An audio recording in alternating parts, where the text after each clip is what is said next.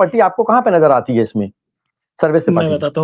बताता हूँ कहाँ दुबे जी हमें आपत्ति है। आपत्ति हमें ये सफेद जी है कि आपने खुद थोड़ा सा करीब आ जाइए कैमरे के, आपने थोड़ा आपने सा खुद बस। ही कहा आपने खुद ही कहा कि करीब करीब सब कुछ वैसा ही जी है। 100 के बदले 125 दिन कर दिया गया।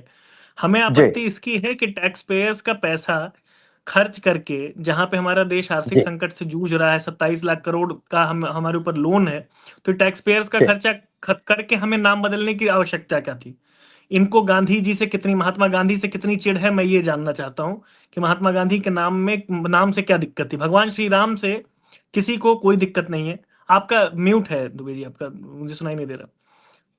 तो अब हमें हमें महात्मा गांधी के नाम से मैं जानना चाहता हूं इनको क्या दिक्कत थी। दूसरा, जी अगर आप इस स्कीम की बात करते हैं तो इस स्कीम में क्या दिक्कत है बताता हूं। इस स्कीम में पहले 10% राज्यों की जिम्मेदारी होती थी धन आवंटन की, अब 40% हो गई है। तो जो गरीब राज्य हैं वो कहां से देंगे? अभी भी जो इस स्कीम में समस्या थी वो ये होती थी कि पैसा नहीं मिल पाता था। दूसरी बात, किसानों को नहीं जोड़ा गया है इससे, तो किसान जो वो अलग हैं, उनको रोजगार कहां से मिलेगा? सबसे बड़ी बात यह है कि जो तीसरा टीयर है हमारा, संविधान कहता है कि पंचायती राज 73वें संशोधन में मिला था हमें 243 अनुच्छेद, डॉक्टर साहब जानते होंगे, वकील भी हैं ये, तो ये जानते होंगे कि 243 से 243 ओ तक पंचायती राज की बात होती है। तो अब जो है केंद्र डिसाइड करेगा कि कहाँ नाला बनाना है गांव में, कहाँ पे काम होना है। तो ये जो थर्ड टीयर है वो खत्म कर दिया गया। यही हम कहते थे कि संविधान खतरे में, ऐसे ही संविधान खतरे में है।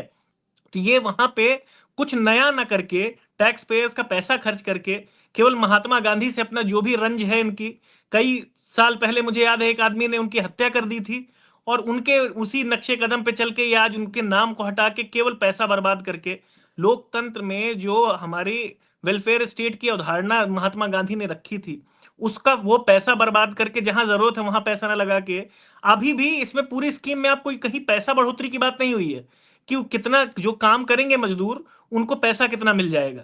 तो आप जो है फेडरलिज्म पे आघात कर रहे हैं, आप पंचायती राज पे पंचायत पे आघात कर रहे हैं। दूसरी बात, अब ये इतनी बड़ी बड़ी समस्याएं हैं, इनको केवल नाम बदल देने से, वो भी टैक्स पेयर्स के पैसे से, कहां फायदा मिल जा रहा है मुझे समझ में नहीं आता।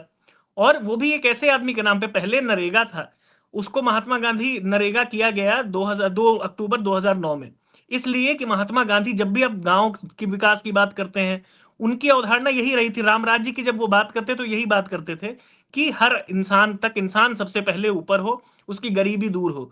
गरीबी की बात नहीं हो रही है। अभी भी अविरल भाई क्लीनलीनेस की बात कर रहे थे, तो साफ तो हो गया। देखिए, रोजगार साफ है, राज्य में, देश में कहीं भी रोजगार नहीं है। पेपर लीक हो जा रहे हैं, रोजगार नहीं मिल रहा।